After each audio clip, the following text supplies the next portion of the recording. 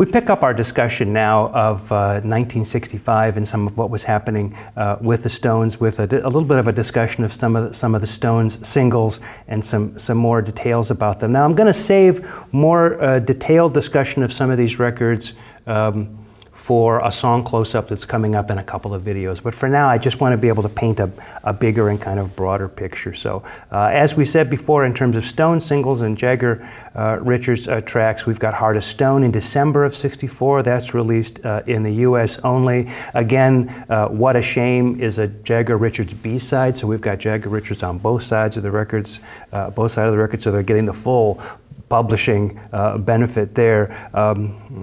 February of '65, March of '65, February in the UK and March in the US, we get The Last Time, with the B-side to that being a song called Play with Fire, another Jagger Richards original.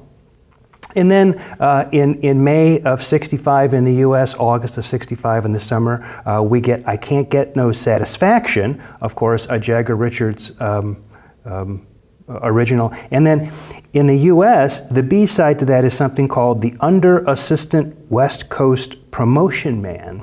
And that's a Nanker Felge tune, but not one of those Nanker Felge tunes where they adapt some other song. It's just a kind of a fun-loving song they do, making fun of a guy who by the name of George Sherman, who was their one of their promotion representatives when they were touring the U.S. And then in the U.K., the B-side to I Can't Get No Satisfaction was a song called The Spider and the Fly, and I'll spend a little bit more time talking about that when we get to the song Close-Up.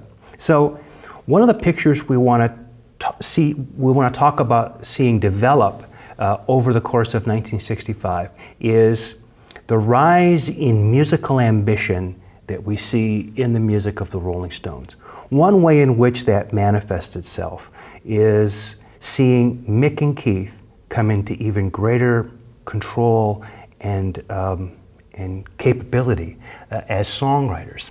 And as we go into '65, we're starting to move into a situation where the singles I just mentioned are all Jagger Richards tunes, both on the A side and the B side. Now, as we talk about the albums, we're still going to see a lot of cover versions on the albums. But by the time we get into '66, we're going to start seeing records that don't have many cover versions on them at all. Not only are the singles both sides Jagger Richards, but all the other songs on the records, with a few exceptions, are Jagger Richards tunes as well. So what we see is a kind of a growth of their songwriting eventually.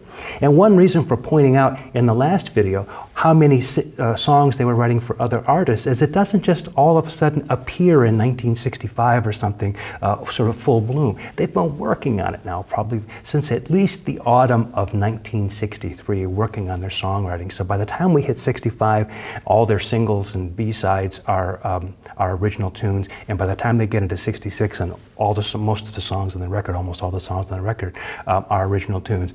This has been a kind of a gradual thing for them. It didn't happen overnight, as I say. And what we can see when we look at the songs is an increasing sophistication with the lyrics, an intention to get past the kind of teen romancy kinds of things, or simple kind of blues lyrics that we've seen already, and get to things that maybe deal with culture and society, maybe politics, things like that. We'll begin to see that. Of course, that's happening with the music of a lot of other people in 1965.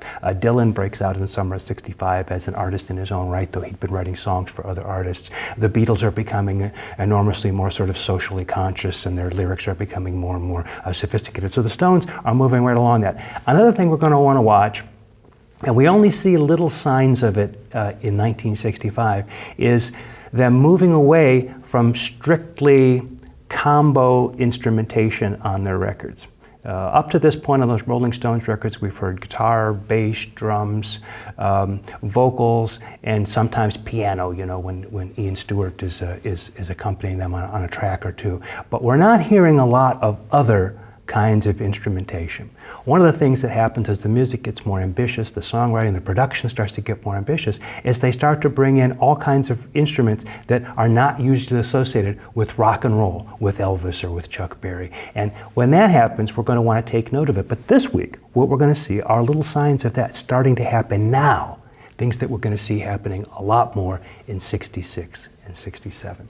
So having said that about the overview, especially of the singles, the songwriting, and the first half of '65, let's turn now to the Rolling Stones LP number 2, the Rolling Stones number 2 in the UK, and the Rolling Stones Now in the US, and yet another EP that we're going to want to consider.